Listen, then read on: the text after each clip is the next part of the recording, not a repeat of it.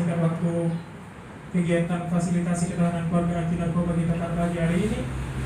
Paparan yang pertama akan disampaikan oleh Kapolsek Kecamatan Teluk Gelam yang dalam hal ini akan diwakili oleh Aibda Hasanuddin selaku Babin Kamtibmas Polsek Teluk Gelam. Pada Aibda Hasanuddin. Baik, terima kasih. Assalamualaikum warahmatullahi wabarakatuh. Yang saya hormati Bapak Kades Desa Talang Pangeran, yang saya hormati Bapak Dan Ramil, dan juga yang saya hormati tim dari BNN yang sempat hadir di Desa Talang Pangeran, dan juga dari PMD Pak Jawari yang saya hormati.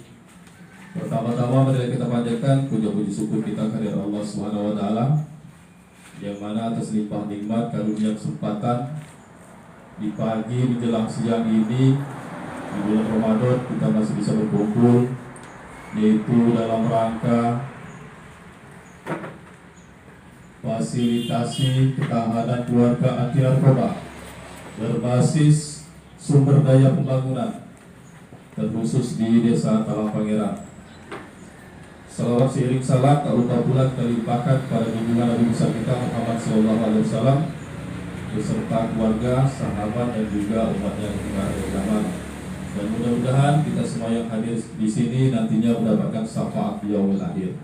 Amin amin ya rabbal alamin. Mohon izin ini Pak Dan Ramil dari BNN dan lain sebagainya. Kebetulan di sini saya dipercayakan selaku narasumber itu dalam rangka tentunya penyuluhan narkoba ini. Penyuluhan masalah narkoba. Mohon izin Bapak Dan Ramil, Pak Kades, lebih baik saya berdiri sebenarnya. Ada baiknya dari sini. Brutal yang sebelum menggunakan dia kalem, begitu sudah menjadi pemakai dan ketergantungan berubah sifat itu menjadi buruk, agresif dan brutal, terus mendorong buat perbuatan kriminal. Nah, seperti yang telah disampaikan tadi ya, narkotika dengan mencuri ataupun prostitusi gitu. Prostitusi, KP-KP dan lain sebagainya, terus mempengaruhi kesehatan fisik, mental, moral, emosi, timbul sifat apatis, tidak mau tahu di dalam pekerjaan, motivasi pekerjaan, jadi banyak malasnya. Di dalam lingkungan keluarga, tentunya dia tidak sopan, tidak bisa dia membedakan, oh ini orang tua, ini yang lebih tua dari kita, kakek, nenek dan lain sebagainya, acuh tak acuh orangnya. Tidak menghargai harta milik yang di rumah. Nah, itu seperti yang telah disampaikan tadi, apapun bisa dijualnya, TV, kulkas dan lain sebagainya. Mencemarkan nama baik keluarga karena perbuatannya, menghabiskan biaya besar untuk perawatan, direhab. Ini kan bukannya sedikit biaya untuk direhab ini. Lanjut, kehidupan sosial, timbul bahaya bagi ketentraman keselamatan umum dan tidak pernah menyesali kesalahan. Pengguna narkoba ini tidak pernah dia merasa menyesal dengan perbuatan itu. Sebelum dia menyadari hal tersebut, dilakukan rehab, tidak segan-segan melakukan tindak pidana seperti yang telah disampaikan tadi, menimbulkan gangguan dan ketertiban umum. Pasti terganggu dengan sikap ataupun perilaku daripada pengguna narkoba ini. Terus bagi negara dan bangsa, merusak generasi muda, penerus tunas bangsa. Itu lagi sia-sia potensi sosial, politik, budaya suatu negara. Dan lanjut lagi, hilang rasa patriotisme. Tidak dia mencintai negara orang-orang pengguna narkoba ini, karena saraf-saraf yang ada pada diri pengguna narkoba ini sudah banyak yang rusak. Lanjut lagi, akibat penyalahgunaan narkoba, terjadinya seks bebas. Nah ini kalau narkoba ini tidak jauh dengan seks biasanya kan, karena di situ kandungan yang ada di dalam narkoba itu berbagai macam. Karena bergaulnya bebas, akhirnya timbullah penyakit kelamin dan lain sebagainya.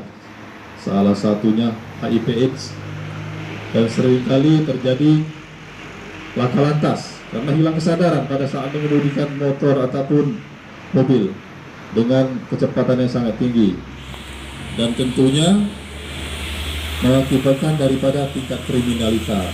Misalnya ada yang di bawah umur, minimal di sekitaran tetangga ada yang melihara ayam dicolongnya itu, ini kecil ayam nih. Dan bisa-bisa melakukan curat selain curas kan.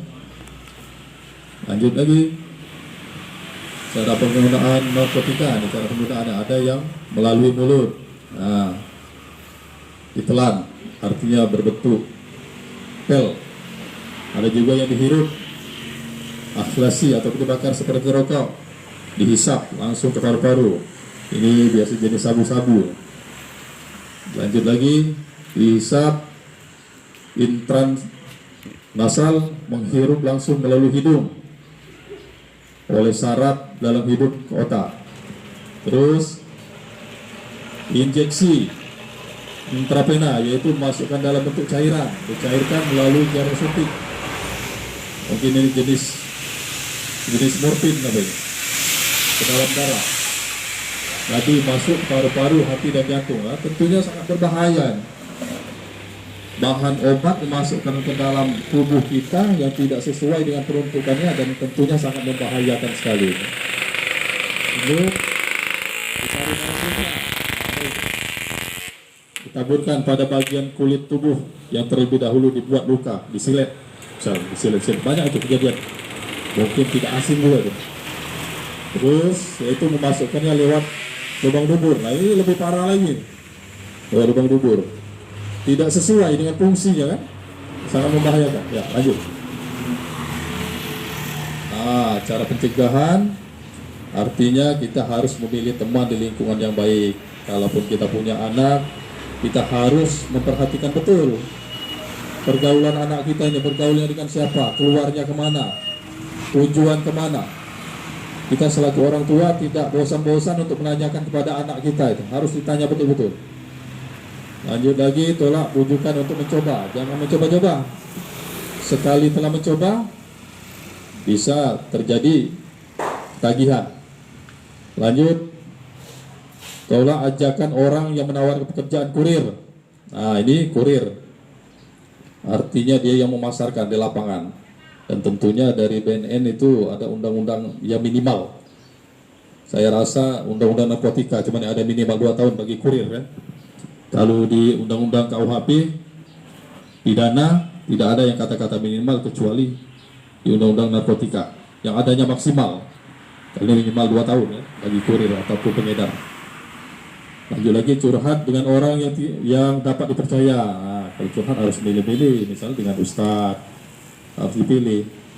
Jangan sekali-kali mencoba narkoba dengan alasan apapun. Jauhi narkoba intinya dan hindari. Lanjut lagi.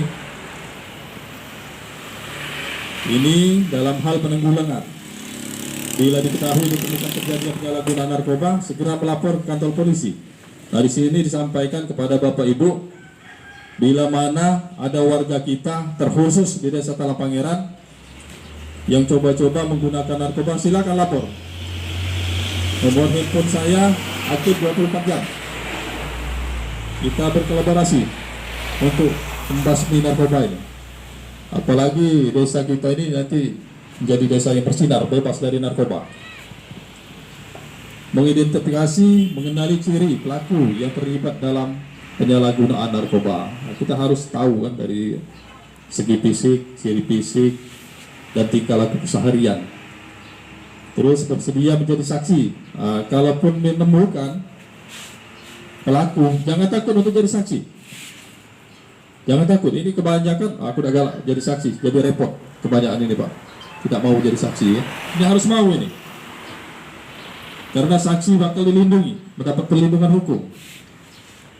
turut serta membantu Polri dalam ungkap penyalahgunaan narkoba. Kalaupun ada yang mencurigakan, jangan ditutup-tutupi, ataupun itu keluarga dan lain sebagainya, tidak perlu ditutup-tutupi. Laporkan saja dengan kita ke Polsek ataupun ke Polres bagian narkotika.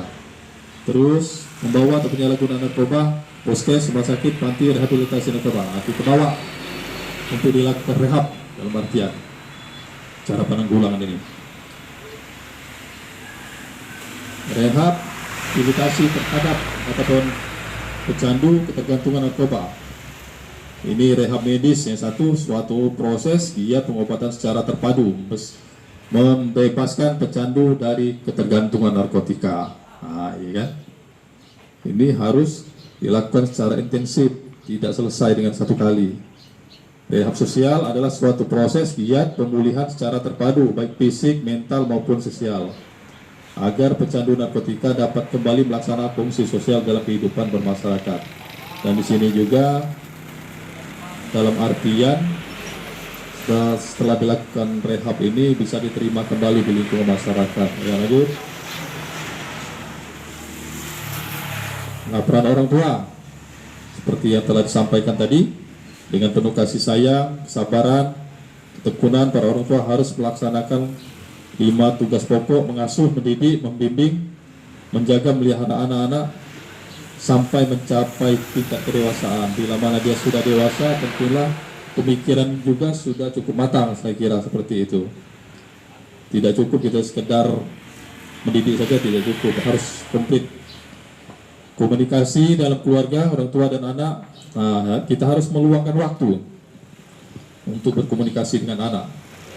Walaupun sesibuk apapun, kita harus mempunyai waktu tertentu untuk berkomunikasi dengan anak-anak kita. Jadi pendengar yang baik pendapat dan keinginan anak agar dia merasa penting, dihargai dan dihormati, dan jangan mengandalkan kritik.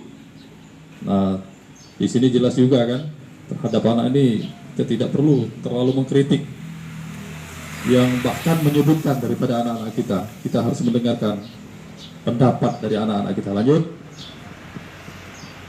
Ini betul narkoba. Gambarnya. Apa dia sudah pernah mencoba sih? Saya rasa tidak. Nah, lanjut. Sekian dan terima kasih. Oke, demikian. Harap jangan ada pernah kata-kata itu di benak atau di pikiran kita. Ya, kita memberitahu kalau misalnya kita ada lemah, beritahu sama Pak Kades, ya. Ada di sini Pak Koramil, Polsek. Beritahu Pak, ada itu si anak pakai gitu. Ya, kalau misalnya kita tidak berani. Nah, tapi kami harap Bapak Ibu sebagai relawan di sini, kami berharapnya berani. Nah, jadi kita nanti menyampaikan misalnya keluarga si A ada yang memakai. Nah, kita arahkan ke keluarga si A ini. Mungkin kita orang berapa, atau ngajak Pak Kades, atau kalau kebetulan Babinsa atau Babinkam lagi keliling-keliling desa. Nah, mungkin Pak, kebetulan kami menyampaikan informasi ada keluarga si A, kami dengar informasi dan kami lihat sendiri lagi makai, tolong dibantu dalam apa tentunya. Nah, mungkin nanti dia bisa dibawa ke BNN. Nah, jadi Bapak Ibu perlu kami beritahukan juga